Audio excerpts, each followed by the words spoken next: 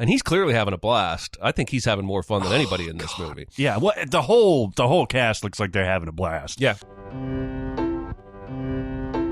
Welcome to SinCast, presented by Cinemasins.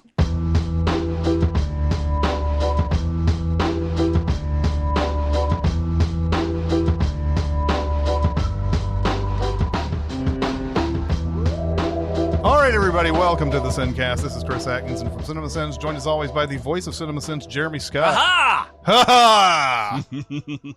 And from Music Video Sins, Barrett Scher. Yes. Yes. Today we're going to be doing a mini-pod. Knivey-pod of Knives Out. Knives Out. Rian Johnson's latest film, going back to the mystery genre. We don't see these very often anymore. We don't. No. And that's a shame. Yeah. I can see why they're not mass-produced, but we need more. He's dabbled here. This is not his first, Brick is kind of, at least the language of Brick is sort of like an old school kind of mystery. But here he just goes full Agatha Christie. But it's not Agatha Christie. That's the issue. Like, Branagh did Murder on the Orient Express a couple years ago, and it's like, it was a good movie. It was well done, but we've seen that exact same story done arguably better before. Yeah. And so even if you do get new movies with mysteries, they're usually old mysteries that you know. Even some of the Sherlock stuff, like you've seen that before. Like with this, it's wholly new. It's a new whodunit. And you have to keep guessing. I like most about Knives Out was that it's not at all trying to be a traditional Agatha Christie style mystery in that it's not necessarily trying to get you to predict who the killer is. It plays a few cards early on that most mysteries wouldn't play that early. Yeah. And then it becomes about, well, what am I supposed to be figuring out? What the mystery is the mystery, if that makes sense. I think somebody said that to me on Twitter. I don't want to steal that. But I liked the off-kilterness of watching this in that it felt very much like a traditional Agatha Christie whodunit, but also very much unlike that. All at once. Daniel Craig is saying when he's in the car at the one point where he's like, I was looking for a donut hole in a donut, and now I found out there's an entirely different hole cut into this other donut hole. So our donut hole is actually another donut. Yeah. So I loved it. I really, really, really liked it. I am not 100% sure I connected to it as much as everybody else has. Oh, really? I'm going to give it a good grade. I see the artistry. I really enjoyed watching it, but it didn't grip me in the way that made me want to immediately watch it again. Is this your oeuvre? Is this like, are you a mystery fan? I like there's not a whole lot to choose from. You know, everybody brings up the comparisons with Clue, but that was 1985, you know? So I like mysteries, but yeah, I haven't been like steeped in them. Without a Clue was one of them. What is the other one with Michael Caine? Sleuth. Michael Caine is also in Without a Clue, I think, too. Yes. Yeah. But so I like it personally, but you're kind of just like, all right. I honestly feel like this is one of those cases where I came to it 3 days too late, 5 days too late, and all I had heard was glowing praise. Me too. And so maybe that caused me to sort of challenge the movie more than I would have if I hadn't heard anything about it. I think the acting is insanely good. I particularly think the kid blue guy from Looper, who plays one of the two detectives, steals the movie for me completely. Awesome. Obviously, Daniel Craig is outstanding. The pieces of this puzzle all fit together by the time you learn them all perfectly. Yeah. It's very clear he spent a prestige level of time planning all this out, and I can appreciate that.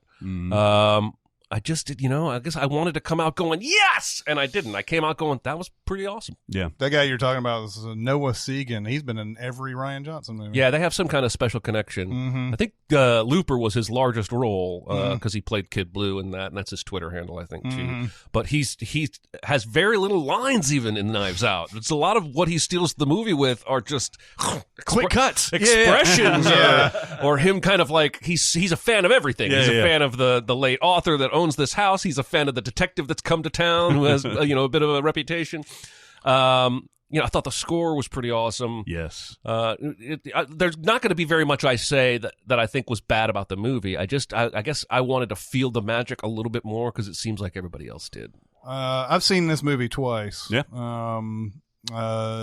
I watched it, I think it was opening night, and then I watched it with Barrett. Mm-hmm. And I enjoyed it more the second time. Mainly because now when you know how everything falls together, you can start looking for other things, and it's amazing how many other like layers are in this thing that you didn't realize the first time.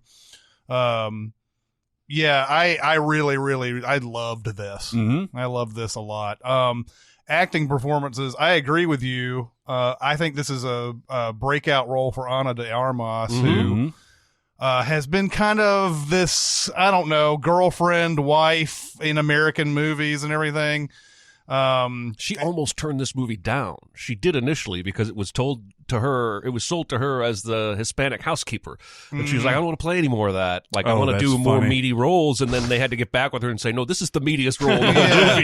Yeah, and even stuff like Blade Runner 2049, I don't feel like she was like really used well. I mean, she's integral to the plot and everything, but like not, I mean, she's a hologram. Yeah. She's a sex bot. Yeah, she's a sex bot. Yeah. And like the first time I ever saw her was in was it War Dogs?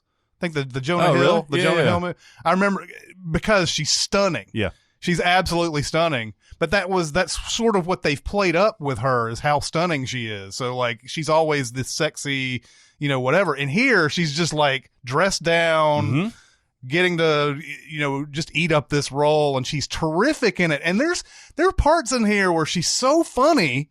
I don't even know if she knows how funny she is. I would love to know what her thought process was and all of this, because there's some things in there I'm like, do I think this is funny because she's delivering this line just perfectly, or is there some other aspect? I don't know what it is, but she's hilarious in this. She is. Very sneakily hilarious. Of course, Daniel Craig is great in this too.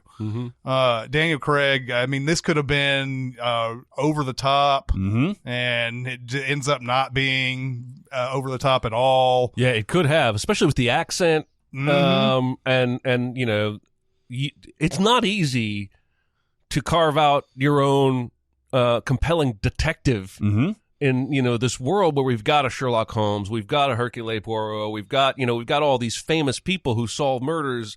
To put yourself out there and create a new persona, I think is a little risky, and he's clearly having a blast. I think he's having more fun than anybody in this movie. Yeah, the whole cast looks like they're having a blast. Yeah, but yeah, they even subvert it within the movie with Chris Evans' character saying, what's with this fucking like Colonel Sanders routine, shit like that. And I'm like, yeah, it is, but he's just right on that edge of there, being like, too much. Yep. And I'm so glad too that it's not like he's got this wicked sense of ability or anything like that. Right. He's doing real detective work, and you'll see that by the time this movie is over. Like, he's doing real detective work. He's thinking it out. He's not sitting there going, oh, I see some wine next to the fireplace. There must be a secret passage here. Yeah. And like, oh, I'm going to get into a fight. Well, he's going to do this first, and then I'm going to dodge it, and I'm going to do this. It's none of that bullshit. I really enjoyed all these. The family is a cast of characters. They're a mix of liberal and conservative, like alt-right conservative and everything. Michael Shannon, of course, is great. He's not super intense and playing Michael Shannon. He's like playing a real guy in this, Has the biggest laugh in the movie for me. I mean, I absolutely rolled. This isn't a spoiler, but he's yelling at Chris Evans, who's been like just smarmy and eating these cookies and shit like that. And then finally the family erupts, and there's just a quick shot of him screaming at Chris Evans going, how'd you like some more cookies? In his typical Michael Shannon thing, and it's so great. Yeah, and my one complaint, I guess, would be that it ends up, the cast is so great, it ends up feeling like a few of them don't get enough to do. Yep. Well, Lakeith Stanfield, for one, I don't think does, and he's been great and commanded almost everything he's ever been in. In Atlanta, he's like a smaller character, and he just owns that show a lot of the time, and then he only gets one little spot in Get Out, and he's the main guy. He's the main guy in that. Sorry to bother you. In this one, he's the lead detective that's actually come out to. He's basically ruling this a suicide and everything, and he doesn't have much else to go on. He's got a couple of lines here and there that he gets to, but he feels extraneous when Daniel Craig's there doing his thing, and then you have the other dude, his partner, is like making these little quips, and he's just kind of the straight man to everything. Yeah, he's the Joe Friday. I actually, you're right, because he could do more, but I think the movie needed one insane character. For sure. I think he does the most he can with it. It's just one of those where you put the actor in and you wish it was somebody else, and then Lakeith Stanfield could have played one of the more interesting characters. I have a feeling, because I mean, I think I'm going to be on an island here, but I think even Jamie Lee Curtis and Don Johnson could have used more time, and Toni Collette. Yeah. I think there's a 2.5 hour, 2 hour and 40-minute cut of this movie somewhere that would be right in my way. We need to release the Johnson cut. I think I just wanted more, because for me, in a mystery, when you short shrift somebody on time, you have either written a bad mystery if they turn out to be the killer, or you've told me up front, like the kid from the It movies, I'm not worried about him at all. Like whole movie. He's inconsequential. Who's described in the most fantastic ways. He is, and he takes all that with a straight face. But as an actor, if I were him, I'd be a little disappointed that I was called in and basically stare at my phone for the whole movie. That's true. Should we grade it and go into spoiler talk? Yeah, then? let's grade this thing and go on to spoilers. This is an A for me, bordering on an A+. I had so much fun. Now, I think I also suffered from the lofty expectations, and I hate that. I try to tamp those down and just try to focus on the movie in front of me. But this was really, I was anticipating it on my own, and then I heard all the good stuff, and then when I finally saw it, it somehow lived up to those expectations, almost exceeded it. I agree with you. It's weird because definitely me, I would never call for a longer cut of a movie most of the time. Yeah. But I agree. I think you could give a little bit more, and this could. I don't want to go back to this universe. Yeah. But yeah, it's at least an A for me. All right. Yeah, I'm going to give it an A as well. It's one of those movies that I don't know if I could have enjoyed more. I guess it would have taken just a few other little special things for me to make this an A+. But yeah, I thought this was an A. I enjoyed every bit of it. I'm going to go A- only because if I go A, I don't think that truly represents my experience, because I do think everything about it was great. I just didn't feel the magic that everybody else felt. Sure. But I can hardly knock it, if that makes any sense. Anyway. All right, now let's talk some spoiler shit. All right, let's go on the spoilers. No spoilers! Kevin Spacey is Kaiser Soze. Luke's father is actually Darth Vader. She's the sister and the daughter. They just No. I'm reading the books. Yeah, so we were talking. I was about to get into spoilers before the spoilers, but the character that I think it's Jade Martell is his name. Is this? He's not used very well either, and he is just looking at his phone most of the time, and it looks like he's a character that might come back to be like all these characters and mysteries that they don't focus on. You tend to think, oh, well, maybe they know way more than they've been letting on this whole time, and then there's going to be this big revelation and everything. But nope, never happens for that guy. Yeah. He's just the masturbating Nazi. He's just the masturbating Nazi. Yeah. It's so casually mentioned and revealed. It's so great. Yeah. What I guess everybody is alluding to, how this is not really the typical whodunit mystery, is that we know who did it. In somewhere around the first third of the movie, we know, because, and it does it in this sort of almost Mission Impossible way, where you remember when Ethan is thinking about all the things that are actually happening, while John Voight is sitting there telling him what really actually didn't happen. So a lot of these people are telling stories like, well, it was just about this, and then they tell the truth in the flashback. And it's a little unusual because you're you're expecting that whatever they say to be what is on the screen, and it's not. And everything is a lie. Every single one of those people lie to Daniel Craig and to Lakeith Stanfield and everybody. So like early on, we know that Christopher Plummer has committed suicide, and he's done it for a very, very strange, like, elaborate reason.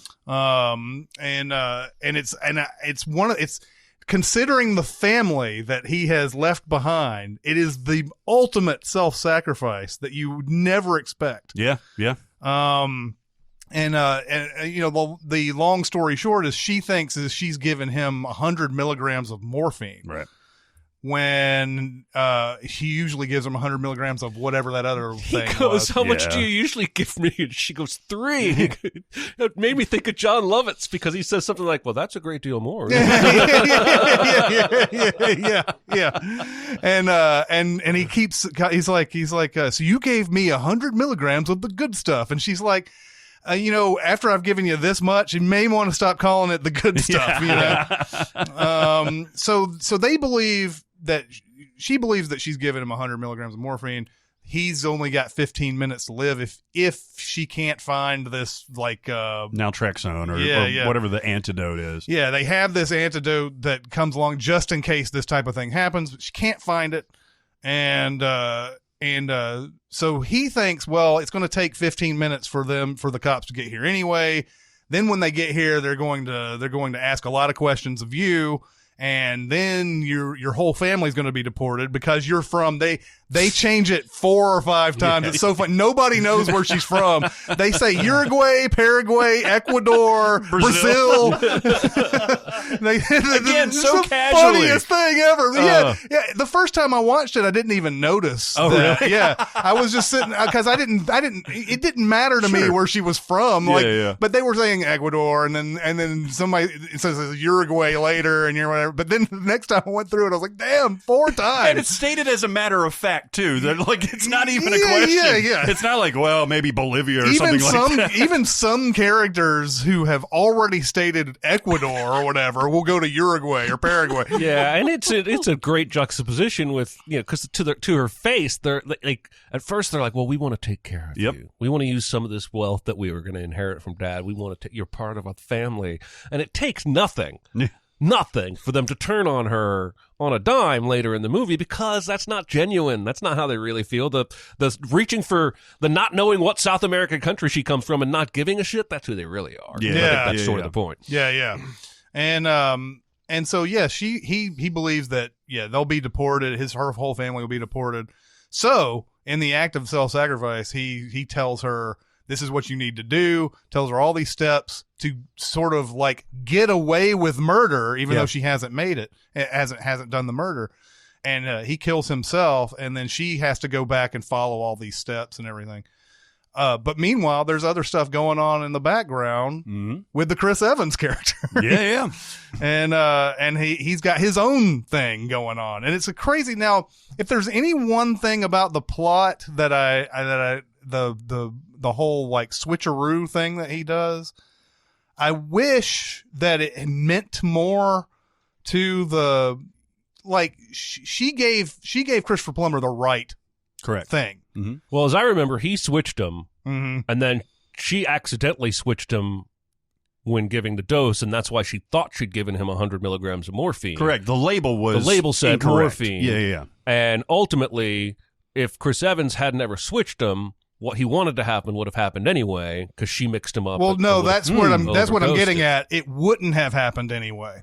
Because how is that? Because she would have looked at the bottle and seen the liquid was different in each bottle. The reason why she gave the right thing was because she didn't bother looking at the label. She just knew what it looked like. Okay. Because she's a good nurse. So it didn't matter what what happened when it didn't matter that he switched it. Mm-hmm. There's a typical irony that comes from something like this that I wish had happened, and there's no irony here. Yeah. There's no irony because it turns out it wouldn't have mattered one way or the other because she's a good nurse. Correct. So that was the only thing. I wish that it mattered more that he switched it. I agree. Yeah, I agree. I think that worked for me just because that is the only tangible evidence that they could have had is the tox report saying that he didn't have that morphine in his system. And that's what triggers the whole reveal, is that if he had the right medication in his system, or if he didn't have the wrong medication in his system, then that's the key that opens up this whole thing. She's a good nurse. She would have maybe known the difference, but she still fools herself. Well, because the liquid is already transferred. Right, but she looks at the labels and doesn't go, well, I would have known the difference. She goes, I fucking killed this guy. Correct, yeah. But in a roundabout way, that's why he's dead. But the reason, but the reason why he said that was not that. It's not that she looked at the bottle and said, "Oh, this is it." I think he's talking about her subconscious. Subconsciously, she knew. Sure. And that may be like not well represented by the way he says it. It sounds like, oh, you just knew, because she didn't just know, or else that would have never happened and everything. I just feel like that was the one thing about it. I was like, I wish it mattered more, because she was going to give him the right dose. I guess the only thing is that yes, she does have to look at the bottle and realize that the label is switched. Yeah, I think that's why, and she plays it so perfectly. I think that's why she has this great moment of panic, because I think she's trusting her instincts, and she's like, hold on one second. And then she looks at it, and her heart drops, basically. And she's like, how could this have happened? But I don't really have time to think about how this could have happened, because you're about to die. Yeah. The one thing that bothered me was the vomit lie detector. Yeah. I figured. Not because it's vomit on screen, which it really only is the last time. And yes, that's gross and unnecessary, but I know why it's there. But just the idea that, because it becomes pretty fucking important, at least twice in the movie, that she pukes if she tells a lie.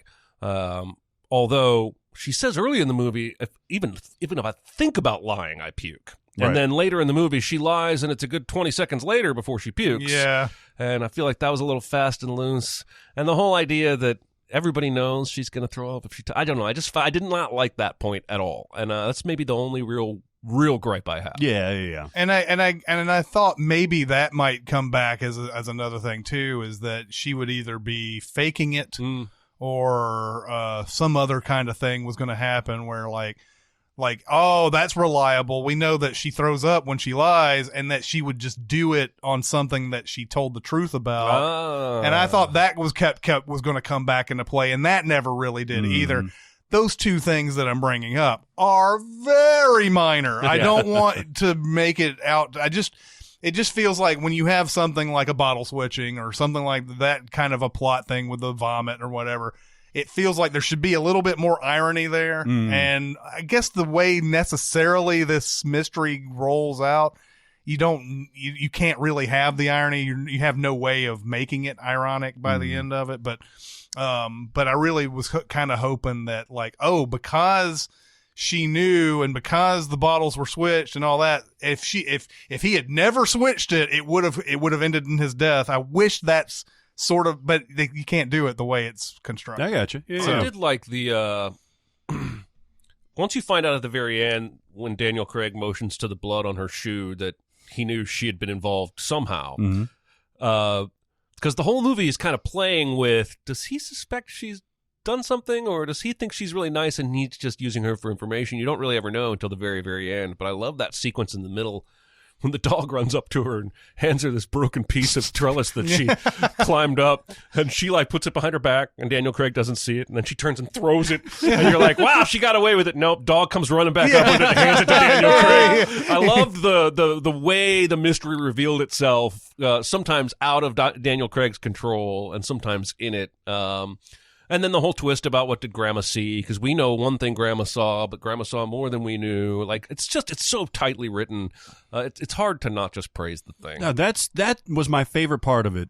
And I think that noticing the dot on the drop of blood on her shoe, I think that's a little wink to him revealing the answer to the riddle early. Because like you said, the mystery is the mystery, right? Because you see exactly what happened.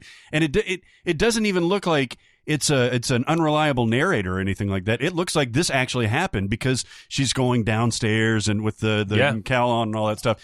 And I was like, hold on. So now we know. And now we're set on this chain of events of, is she going to get away with it? That kind of thing. And then what is the purpose of the family? And then the will reading and all that stuff. It takes you on such an unusual journey for a mystery where you're, like you're saying, you're not trying to figure out who done it. You know who done it.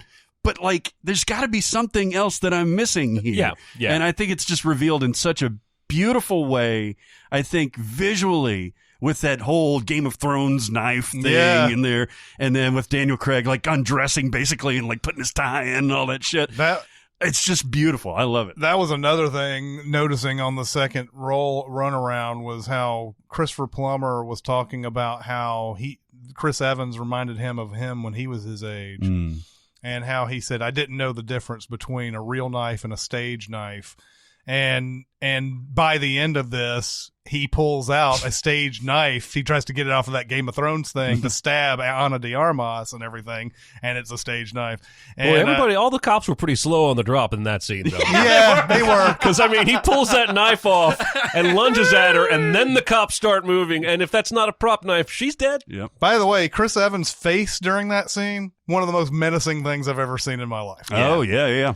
Like, it's insane how, like, I would, like, really very scared I would be of seeing that. It does sort of all require the grandfather to have told one of the children he was going to give everything to Marta. Yeah. And that seems a little out of character for the character as we see him on screen. Because if he doesn't tell Chris Evans, I'm cutting everybody out of the will, I'm giving it all to Marta, then the movie doesn't happen as we know it. Even if he just says, I'm cutting you out. Right. No, I agree. Because everyone's mad at him, and everybody wants money, and he's pissed off everybody that night. He fired Michael Shannon.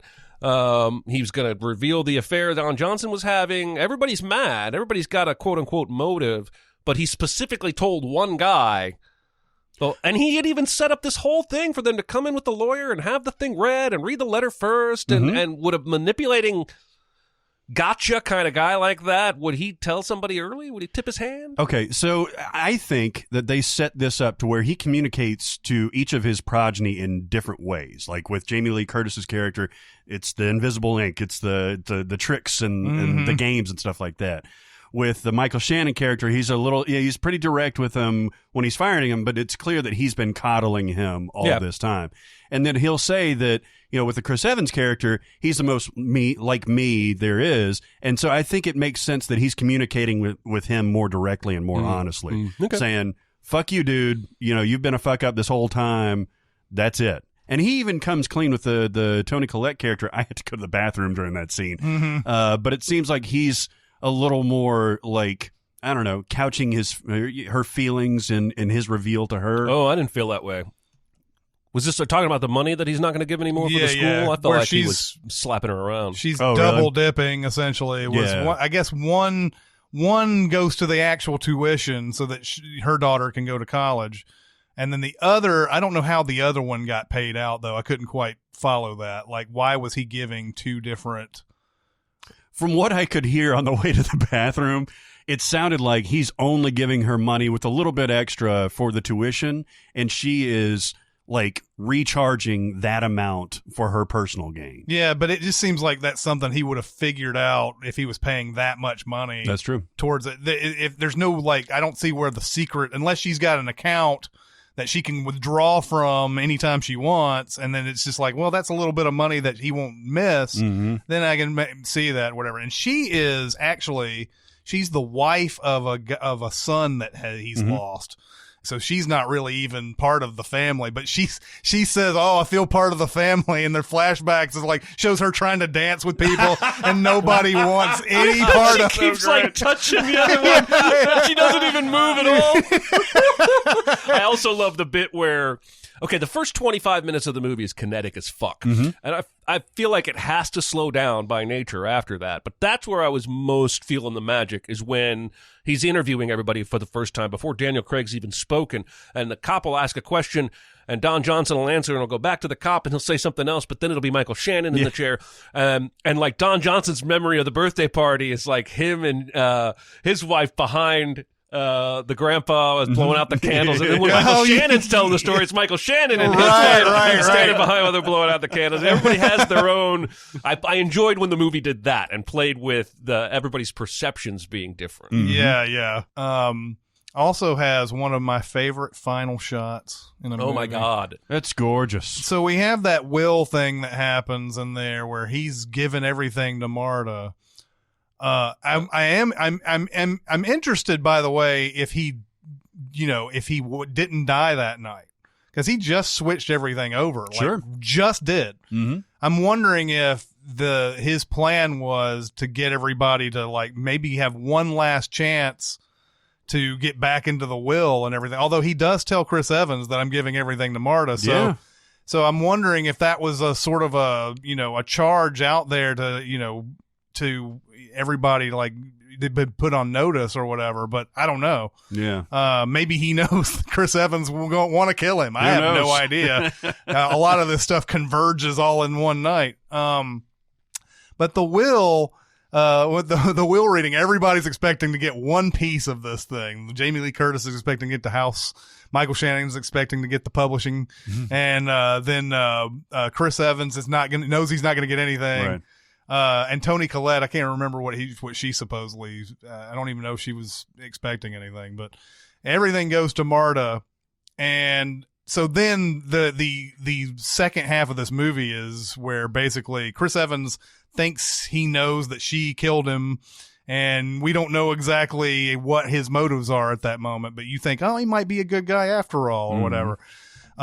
They go through all this stuff, and then, by the end of it, they exonerate Marta, and she is at the top of the little balcony thing, looking down on the family that used to be in this house. Everybody's just looking up at her, and she lifts that mug that says "My house, my rules." Yeah, my coffee. I fucking love it. It's the next time I watch that movie, I'm probably going to go into tears, because it's just one of those where the tension just builds up. Well, and they showed you that mug in just the right way earlier in the movie, so you remember it when you're seeing that final shot. And as my eyes were going down, I think my memory got to what it said before my eyes did. And God, it is one of the best final shots I've seen in a long time. Yeah, it gives me chills, and that's one of the things that is just, the movie's going to leave me with that great, just like, man, that's exactly how this movie should have ended and everything. Because there's just a big, huge undercurrent of other political things going on in this movie, and that last scene is such a triumph. In the beginning of that last scene, they're all leaving, and Jamie Lee Curtis is like going to smoke a cigarette, and that's when the ink shows up, and she finds out Don Johnson cheated on her. Don Johnson's out in the driveway and turns. Next time we go back out there, he's got a big fucking black eye. We don't see any of what happened, but he's got a big fucking black eye. And I liked almost as much what the movie didn't show you as much as what it did. So I guess. Go ahead. Oh, no, go ahead. I was just going to say, I guess we're all definitely recommending this movie. This would be a hard recommend from all of us. Yes, absolutely. For sure. You could double feature this with Greedy. And that was one of those. It's funny, when I was going through that will thing, I was sitting there going, man, this is a lot like Greedy was, where like Kirk Douglas is doing this whole thing where he's like basically auditioning everybody to get in his will.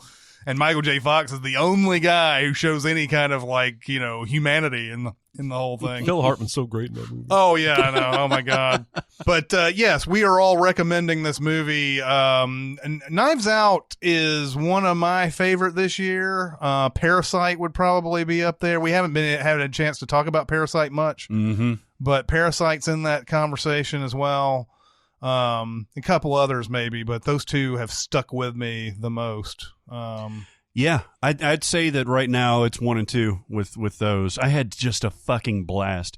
When we were casually talking with Jonathan before I had actually seen this movie, he was saying I'd like to actually see more mysteries with Benoit Blanc. I totally would. I want to go back to this universe. The way that it's shot, Rian Johnson, or his cinematographer, shoots this just... It's not really like anything that you see out there, because the source material is so different. You don't usually see. It's like Game Night, where you don't usually see this level of cinematography with this type of movie. No, yeah. And I want to go back to that universe. I want to see this movie again, like as soon as possible. I actually thought that while I was watching it was that this character's strong enough. he could be his own Poirot and do other, whether it was books or graphic novels or movies. That was a strong character creation there between the two of them. I think it took Rian Johnson's writing and Daniel Craig's interpretation.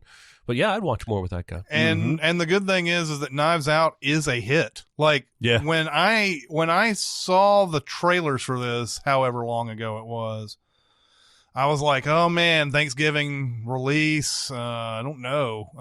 But it just started building this sort of like, everybody started, hey, kind of want to see that. Everybody was kind of, hey, kind of want to see that. And it's made 120 million worldwide so far. Wow. 60 million here, 60 million elsewhere. We could very well see more Benoit Blanc at some point. Well, good. I mean, we had this groundswell of support for something like Booksmart earlier in this year. That was this year. Yeah. That would be, God, this year has been forever. It has. But it didn't translate to box office success, right? And so I'm glad at least one of these did. Yeah, for sure. I think Booksmart will find its audience. Oh, totally. I Even think so. Superbad wasn't like a huge box office bonanza. No, it was. Was it really? Yeah, it was big. How big? 100 and something million Okay, domestic. that's big. Yeah. Even some other movie besides Superbad that went on. Even Austin Powers wasn't a big hit when it came out, but it grew a following later. Very true. So everybody needs to go see Knives Out. Of course, if you're in the spoiler section, you may have already seen it and you just want to hear what we say, and you've already seen it. So, but we are highly recommending it, and we can move on with our lives now. All right. Well, that'll do it for this mini pod. Go to SinCast, presented by Cinemasins on Facebook. We're also on SoundCloud, Reddit, Cinemasins Twitter, Music Video Sins Twitter. And we're also on Discord. If you want to get on Discord, you can get a link on the Reddit page on the right side of the page, or you can go to the Facebook page and private message me, and I will give you a link. Nice. Yeah. But that'll do it for this one. It's Chris Atkins and Jeremy Scott and Barrett Scher. We'll see you next time. Thanks for listening. Comment on our episodes on our SoundCloud page. Check us out on YouTube, Twitter, Facebook, and Reddit. And be sure to visit cinemasins.com.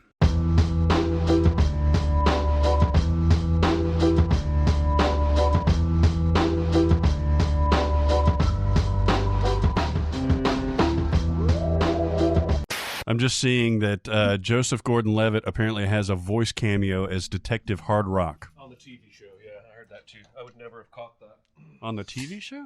They're watching TV at some point. He's a voice on the Yeah, TV. her sister is watching that mystery or whatever thing.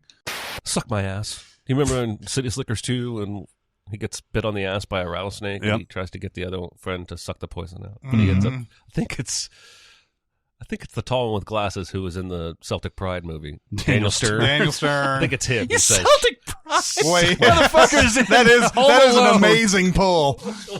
he's in Celtic Pride. He is. But what's amazing is that we all were like Daniel Stern immediately. Not like one of the wet bandits in Home Alone. No, or the narrator of the Wonder Years. But Celtic Pride, Daniel Stern. Oh, it's got to be Daniel Yeah, Stern. it's like we were in Quiz Show and shit. Oh, my God.